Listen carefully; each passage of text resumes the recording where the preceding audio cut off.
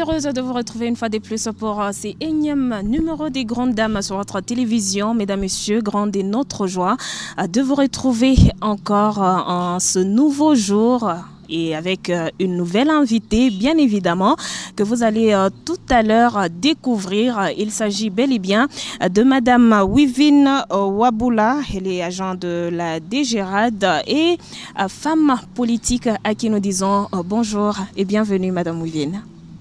Bonjour, grande dame, Marlène, parce que grande dame, je pense que c'est votre identifiant.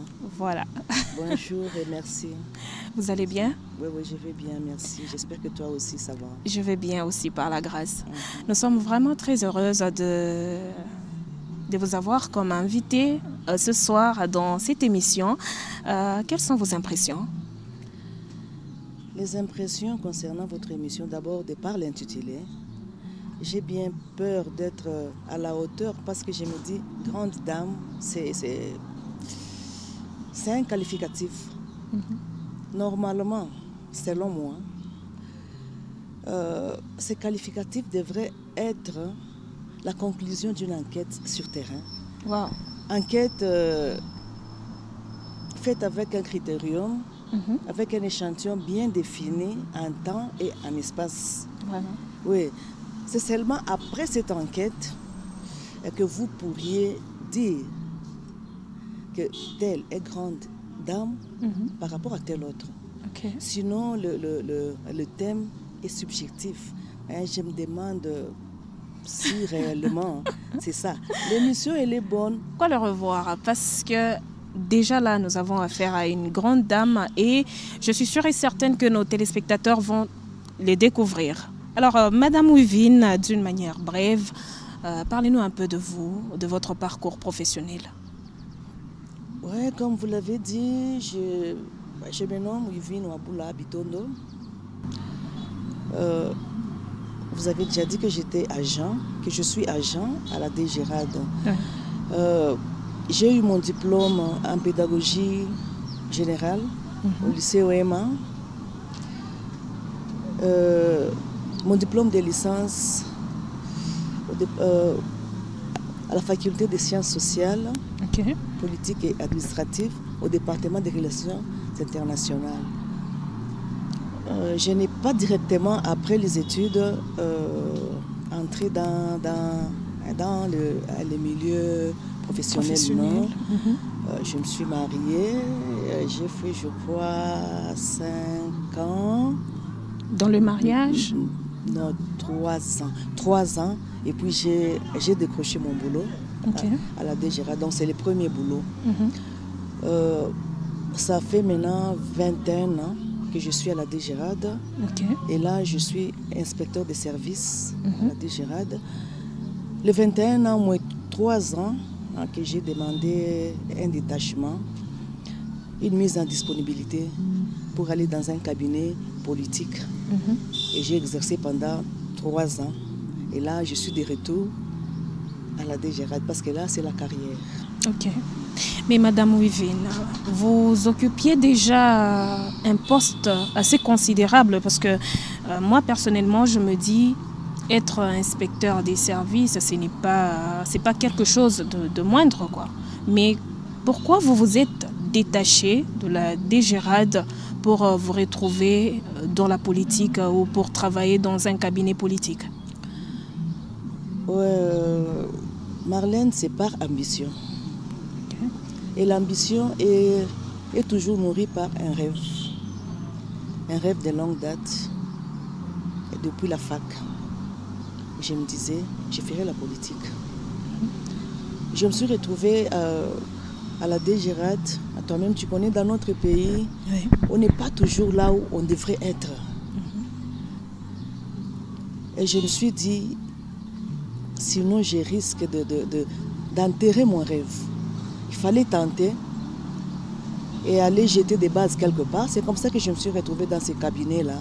C'était pour jeter des bases pour la carrière politique. Ah, ok. Et je tiens à signaler à nos téléspectateurs que vous avez eu à postuler aussi aux élections de décembre 2018, mais fort malheureusement, ça n'a pas été. Et il faut souligner que ce n'était pas ici, c'était au Kasaï. Mais après ces élections, vous comptez revenir en 2023? Commençons par les débuts. Oui, c'est vrai que j'ai postulé en 2018. Oui. Mais je ne sais pas pourquoi tu parles pourquoi tu utilises le mot malheureusement. Parce que moi, je ne partage pas ton avis. Okay. Malheureusement, ce n'est pas vraiment le terme pour moi. Parce que pour moi, j'ai fait ce qu'il fallait. Okay. Je me suis dit, je m'explique, quand je me suis dit, je vais étudier le terrain. Je ne sais pas si tu as remarqué, je parle trop de terrain. Oui. Je suis criminologue en gestation. J'ai oublié de le dire. Okay.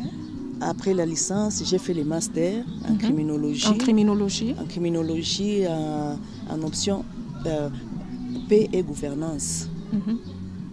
Mais je n'ai pas encore terminé. Je suis admise en mémoire, en master, oui. Je compte terminer d'ici là. Je suis admise donc en mémoire. Là-bas, le terrain est comme l'élément indispensable d'un criminologue. Tu ne peux rien affirmer sans faire le terrain. Sans faire le terrain. Oui. C'est comme ça que je me suis retrouvée au Kasaï, comme tu l'as dit. Au Kasaï, comme dans les champs, comme sur terrain, pour faire l'étude de mon rêve. Ok. Donc c'était un essai, si on peut comprendre ça comme ça, juste étudier le terrain politique. Essai non, c'est juste que je suis allée jeter des bases. Okay. C'est différent d'un essai. Donc j'ai commencé, j'ai fait les premiers pas. La deuxième question était encore si je devais me représenter. Oui, bien sûr. Aux élections de 2023. Oui, bien sûr que je le ferai parce que j'ai déjà jeté les bases. C'est pour continuer, ce n'est pas pour reculer. Ok. Je compte bien me représenter encore en 2023. Mais vous comptez vous présenter à ces élections toujours en tant qu'indépendante ou bien vous comptez déjà adhérer à un parti politique parce que vous n'avez pas de parti jusque-là? Non, non, jusque-là, je n'ai pas de parti politique. En 2018, j'ai postulé comme indépendante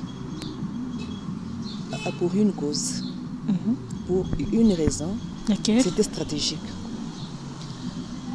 Tu sais toi-même que pour le moment, au Congo, le tribalisme est criant. Je venais de faire 2 ans seulement au Kasaï. Et je m'étais dit, je ne sais pas comment faire, mais je devais faire quelque chose. Okay. Alors, pour que les gens s'intéressent à moi, il fallait sortir de l'ordinaire, faire quelque chose de spécial, quelque chose qui sort des normes. Et c'était ça. D'ailleurs, en tant que criminologue, j'ai eu à étudier le cours de gouvernance électorale et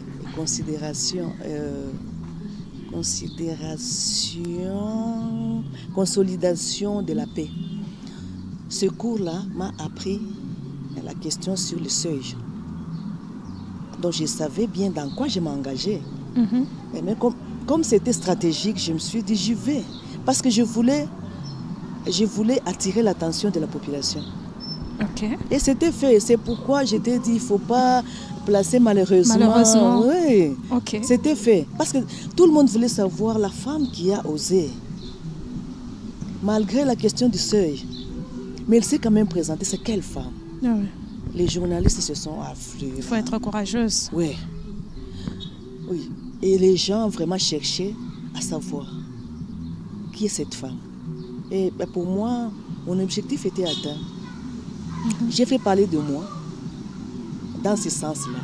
Indépendante, non originaire. Moi, je me suis dit, bon, il faut casser l'histoire du tribalisme. Parce que je suis congolaise. Partout là où je me retrouve, en tout cas, je suis chez moi. Là, je suis au Katanga, je ne suis pas du tout katangaise. Okay. Je suis kifoussienne. Je suis kifoussienne, mais je me sens chez moi. Et là, les 3 ans passés là-bas, je me suis sentie chez moi. J'étais à l'aise. Et personne ne pouvait m'intimider. La raison est celle-là, j'ai postulé là-bas. Mais Madame Ouvine, à vous entendre parler, apparemment, cet échec-là ne vous a pas vraiment affecté comme les autres? Non. En tout cas, ça ne m'a pas affecté parce que c'était stratégique. Okay. Par contre, ça m'a donné de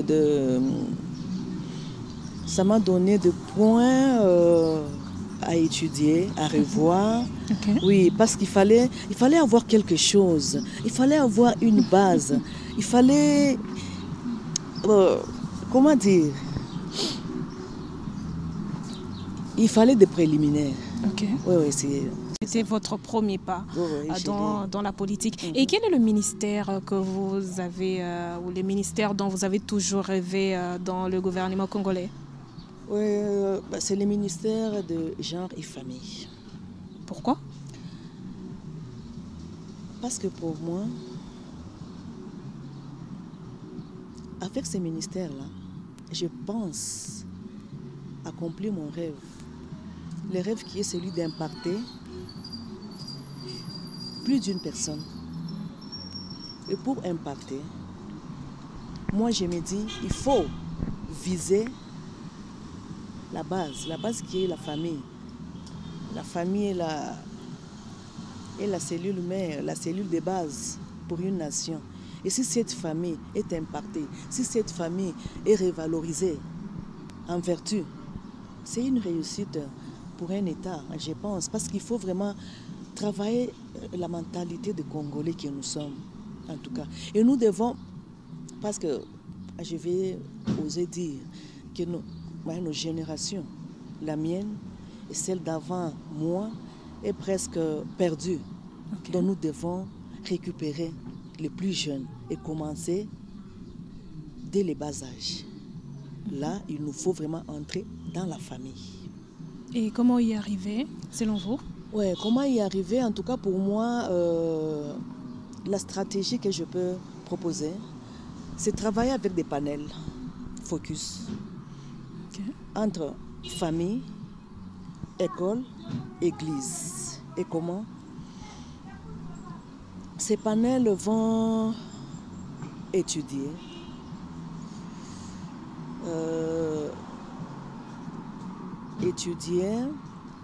comment, par la famille, récupérer l'enfant en valorisant les vertus. Par l'école. Donc dans la famille, déjà, l'enfant va acquérir la morale. Et par l'école, l'enfant va acquérir l'intellect, l'instruction. Et par l'église, l'enfant va acquérir le spirituel. Et la symbiose de ces 3 éléments nous font vraiment un enfant digne. Un enfant qui ne sera pas comme nous autres. En tout cas, c'est ça ma vision des choses. En tant que femme, quelles sont les difficultés que vous rencontrez dans ce domaine politique? Il y en a 2 qui sont majeures pour moi. Okay. La première, d'abord, c'est les préjugés. Wow. Les stigmatisations. Vous êtes sans ignorer. Les stigmatisations de la part de nos hommes. Pour eux, la femme ne représente rien, la femme n'est pas intelligente, la femme est faible, la femme... toutes ces considérations. Comme je disais là, les stigmatisations, les préjugés, en tout cas, font à ce que la femme n'évolue pas en politique ici chez nous. Okay. Deuxièmement, je dirais l'état financier de la femme. Si vous analysez, il y a à peine des femmes qui ont de l'argent.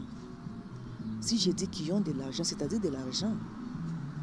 Est-ce qu'avez-vous déjà entendu parler des femmes millionnaires, des femmes milliardaires, comme on les fait avec les hommes, ici chez nous. S'il y a des femmes comme ça, en tout cas, c'est à compter au bout de doigts.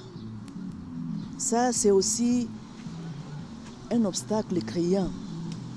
En tout cas, les deux, là, déjà, suffisent pour que la femme n'avance pas sur les plans politiques. C'est quoi la cause alors, selon vous?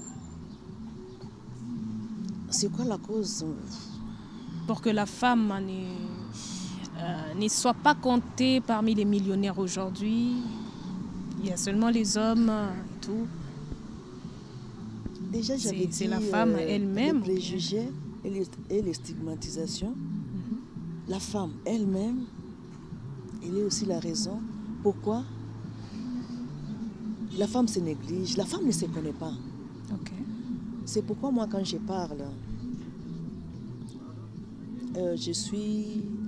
il m'arrive, bon, je n'aime pas trop dire ça, hein, je préfère qu'on me découvre. Quand il m'arrive d'enseigner aux femmes, parce que je le fais, je leur dis de se sonder, de se rechercher, de se découvrir. Parce que la femme a un pouvoir naturel. La femme, elle est un pouvoir naturel. Je crois que c'est ça. Okay. Quelles sont vos ambitions pour l'avenir dans ce domaine, toujours dans la politique? Oui, comme je l'avais déjà dit, déjà en 2023, je vais me représenter. Donc je tiens à réaliser mon rêve d'être une femme politique, une grande femme politique. Et je suis sûre que j'y arriverai parce que j'ai la foi. Wow, amen. Alors, Madame Viviane, pensez-vous vraiment réussir, Madame Wivine, oui. Pensez-vous vraiment réussir à combiner la politique, la famille, l'évangélisation, parce que vous évangélisez, et vos responsabilités que vous avez dans l'entreprise où vous travaillez? Est-ce que vous saurez? Oui, ça, ce n'est pas un problème. Il suffit de s'organiser. Donc, le grand point, c'est l'organisation. Parce que l'évangélisation, comme vous venez de le dire, là, c'est un état d'esprit. Pour moi, c'est une seconde nature. Donc, c'est ma seconde nature, l'évangélisation. Elle est collée en moi. C'est dans mon sang. Par contre, la politique, c'est un métier. Un métier qui s'acquiert et qui se perd. L'évangélisation doit trouver place dans la politique. Politique en tant que champ d'action, en tant que terrain. C'est après la politique normalement, c'est après la carrière qu'on sait dire si réellement nous avons été ou si réellement nous sommes nés de nouveau. Oui, si cet état d'esprit-là nous a accompagnés, c'est dans la politique. Parce que là, je vous dis, c'est un champ glissant. La politique, elle est... je cherche le mot, je vais y arriver.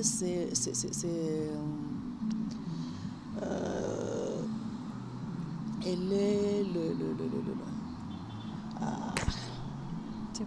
le mot est parti loin pour dire que la politique bouffe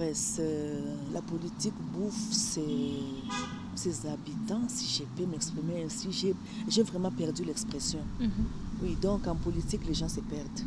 La plupart. C'est là qu'il faut prouver qu'on est réellement évangéliste, qu'on est réellement né de nouveau. Donc comme j'avais dit au début, c'est après le terrain. Et le terrain ici, c'est la politique.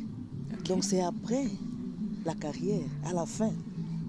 Là, on laisse maintenant aux gens de nous dire si réellement nous sommes chrétiens, si réellement nous avons eu le temps d'évangéliser. C'est ça. Mais il n'y a pas de cohérence entre la religion et la politique. Vous pensez vraiment faire la différence? Qui a dit ça? C'est un métier comme tout autre métier. Ok. Oui, je venais de dire là que l'évangélisation, comme vous l'avez dit, ou les spirituels, hein, le christianisme, c'est un état d'esprit. C'est une seconde nature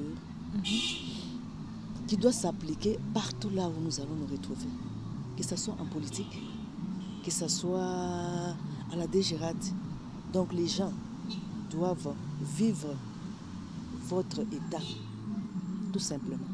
Wivine Wabula, ils vont devoir témoigner par rapport à cette grande dame et on va se retrouver juste après pour continuer avec cet échange.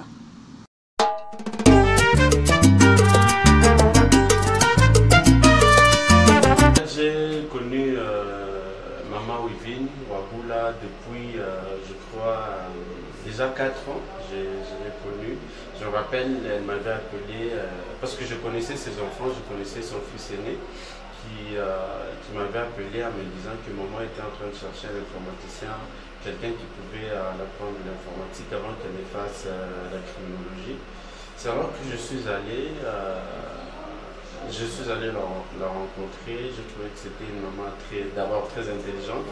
Vous savez, avec l'informatique, quand on apprend quelqu'un qui a déjà pris de l'âge, c'est pas facile, mais c'est une mère qui m'a donné la facilité de comprendre facilement et j'ai bien expliqué ma matière et elle a bien compris. Et après ça, juste quand on a fini le cours d'informatique, avec elle, je dirais que j'étais resté sur l'informaticien. Elle m'appelait à chaque fois qu'elle avait des problèmes d'informatique, à chaque fois qu'elle préparait ses travaux scientifiques. En tout cas, à part ça, j'ai appris à rester avec cette maman et comment je vais dire, être à ses côtés, parce que c'est d'abord une maman vraiment chrétienne. À chaque fois que j'avais des problèmes spirituels, j'allais aussi la voir. Je me rappelle une fois, j'avais eu un sérieux problème. C'est un problème spirituel. Je suis allé la voir pour lui expliquer. Je me rappelle ce jour-là, avec toute sa famille, avec tous ses enfants, ils ont prié pour moi, et après j'avais eu une solution. En tout cas, c'est une maman que j'aime, c'est une maman intelligente. Donc je vais faire à Maman Wivine, c'est vu ce que je suis en train de voir aujourd'hui, ce qui se passe dans la politique aujourd'hui. Ça ne me plaît pas trop parce que nous sommes en train de voir les gens pour qui on a voté aujourd'hui et demain ils oublient toutes les promesses qu'ils ont faites à la population. Comme je connais cette maman, je vois que c'est une bonne maman qui peut bien faire cette carrière-là. S'il faut que je lui donne des conseils, je dirais Maman Wivine, nous voulons ce que nous voyons aussi dans la politique, peut-être être député, on ne sait jamais être ministre, ou bien diriger, je ne sais pas moi, une province, je ne sais pas, une ville. En tout cas, je suis sûr et certain que cela sera très bien pour la population. Je crois que c'est un peu ça. Et aussi, bien sûr, pour la jeune fille, parce qu'elle se bat aussi pour l'émancipation de la jeune fille, elle se bat contre la marginalisation de la jeune fille. Je crois que c'est quelque chose de qualité chez elle.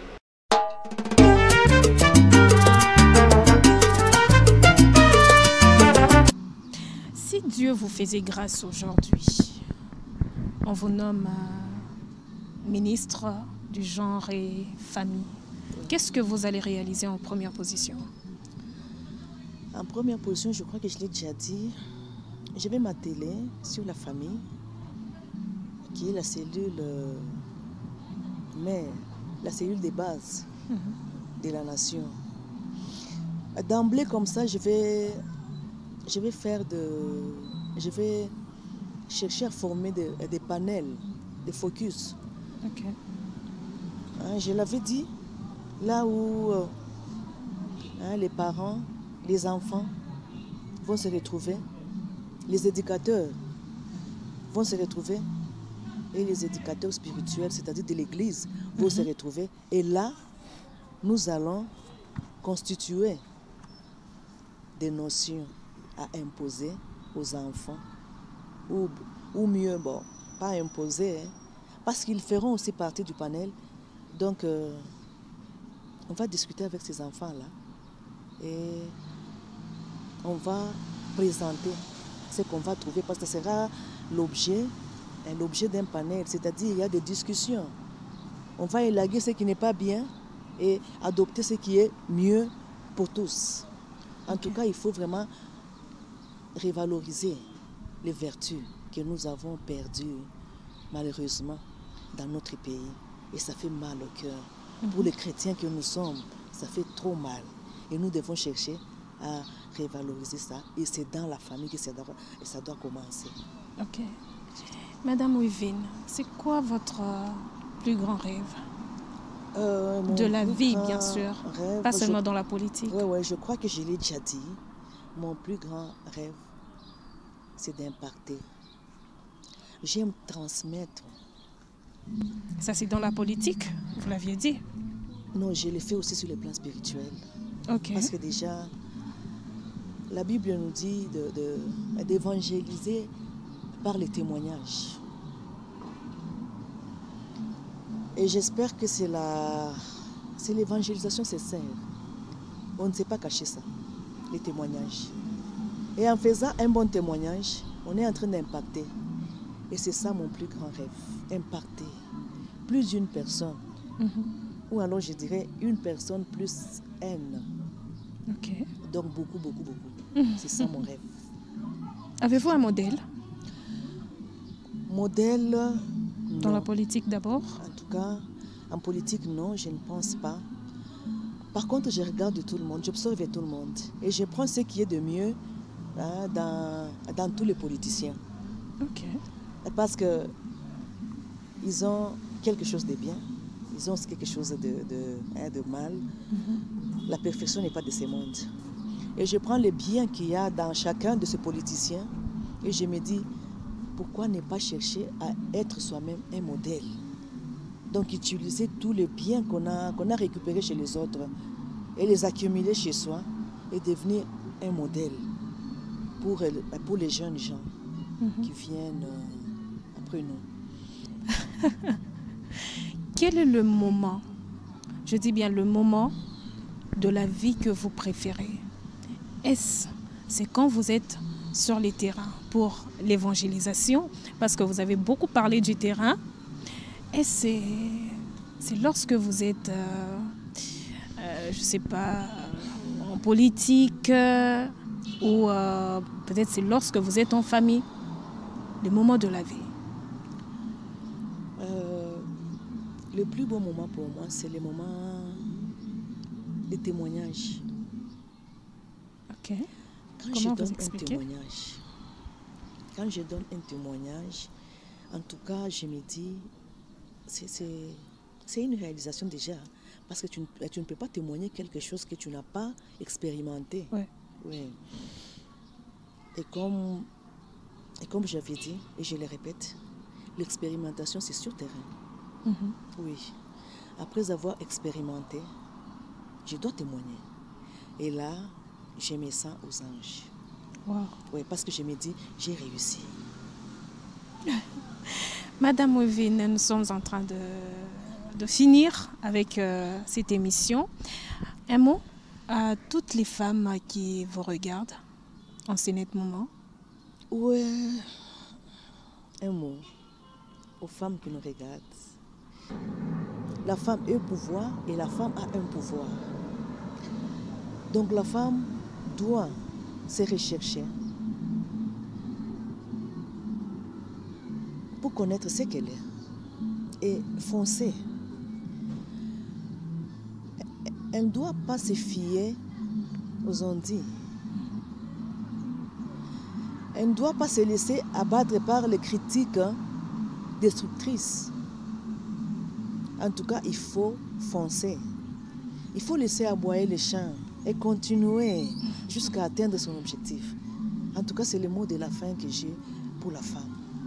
Voilà, mesdames et messieurs, c'est la fin de cette émission Grande Dame sur votre télévision. Merci à tous de l'avoir suivi. Je rappelle que nous avons reçu pour vous Madame Wivine Wabula, agent DGRAD et femme politique. Elle vous a parlé d'elle et nous espérons que vous avez été inspiré par tout ce qu'elle vous a raconté par rapport à sa vie et par rapport à tout ce qu'elle fait dans la société.